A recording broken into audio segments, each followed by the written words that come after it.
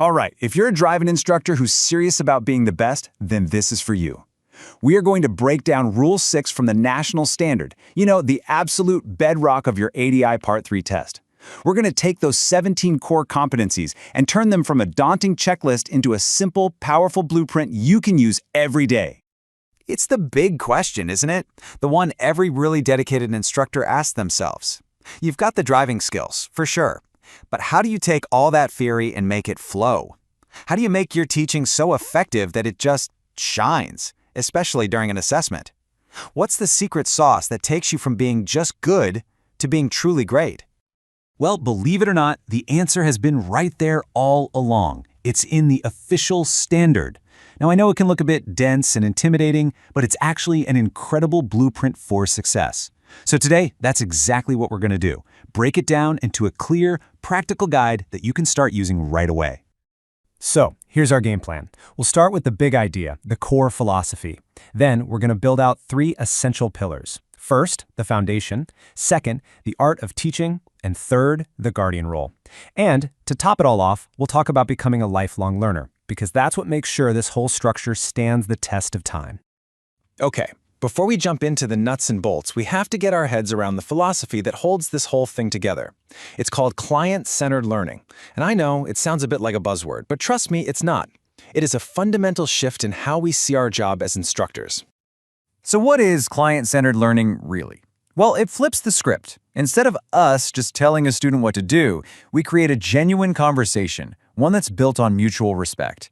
Our job becomes guiding them to spot their own obstacles and figure out their own solutions. That's what creates real, lasting change in their driving, long after they've torn up the L plates. And this idea, it's the thread that runs through almost all of those 17 competencies. Right, let's get to our first pillar and see how this all starts to take shape. This one is the foundation. And I want you to think of this as all the essential groundwork, the absolute non-negotiables that have to be locked in before you even think about starting a lesson. This is your pre-flight checklist, and it covers units 6.1 and 6.2 of the standard. It's the basics, but they're critical. Making sure you're legal, the car is fit for purpose, checking the learner's license and eyesight, and then using what you know about their needs to craft a lesson plan just for them. Nailing this foundation isn't just good practice, it's a core competence. Now, this is where that client-centered idea really starts to kick in. You're not just planning a lesson, you're designing a learning program with your student. You're taking their past experiences into account, agreeing on goals together, and even thinking about how a parent or partner can support their learning. This is how you demonstrate that key competence of adapting your plan. And now we get to the real heart of the blueprint. Pillar 2, the art of teaching. This is where we see that client-centered philosophy explode into life. It's about that massive leap from just giving instructions to becoming a true coach. And let me tell you, this is where the vast majority of those 17 competencies are going to be seen and assessed. Look at this comparison, it says it all. The shift from instructor to coach is huge. Instead of just telling, we start asking powerful, reflective questions. Instead of just correcting mistakes, we help the learner find their own way to the solution. The whole dynamic changes from a one-way street to a two-way conversation. The spotlight moves from you to them. And don't just take my word for it. Here it is, straight from the standard itself. It perfectly sums up what coaching is all about. You see, when you build that kind of respectful, conversational relationship, the learner starts to take real ownership of their progress. And that, right there, is when you see the magic happen. So what does this look like in the car? Well, these actions map directly to those core competencies, creating a positive learning atmosphere, really listening to your student, helping them brainstorm their own strategies. That isn't just nice-to-have teaching.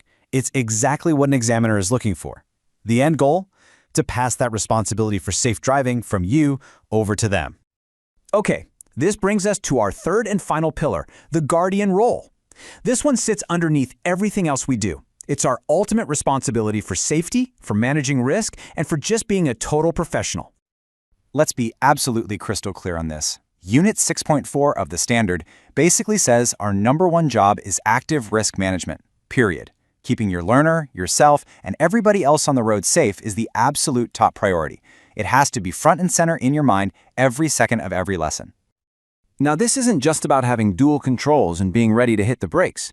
It's about being upfront and sharing that responsibility. You have to clearly communicate how you're going to work together on safety and when you might have to step in. And at the same time, you're using your coaching skills to help them learn to manage risk for themselves. That's how you show those critical risk management competencies. Your role here is proactive, not reactive. You're not just waiting for something to go wrong. You are constantly scanning, looking way down the road, seeing things your learner might miss, and you're ready to take suitable, timely action, whether that's a quick verbal prompt or, if needed, a physical intervention to keep everyone safe. So the blueprint isn't quite finished when the lesson ends, or even when your student smashes their test. The final and maybe most important piece of the puzzle is a deep commitment to your own growth, just like it's laid out in Unit 6.5. This is what really separates the good instructors from the great ones. A great instructor never stops learning. They actively seek out feedback, they stay on top of industry changes, and they set real goals for their own development. And that reflective log, it's not just paperwork, it's an absolutely critical tool for growth, and yes, it's a key competence in its own right. So, if there's one thing you take away today, let it be this. This blueprint, with its pillars of foundation, coaching, and guardianship, it's not just a trick to pass a 45-minute test. It is a professional ethos. It's a career-long commitment to being excellent and to creating drivers who aren't just licensed, but are genuinely safe, responsible, and confident for the rest of their lives. So as we wrap up, I'll just leave you with this thought. Passing your Part 3 or acing your standards check is a massive achievement, no doubt about it. But think of it as a milestone, not the final destination. The real question you should ask yourself is, how are you going to take this blueprint and keep building on it? How are you going to refine it and improve it year after year? Because that's the mark of a truly great instructor.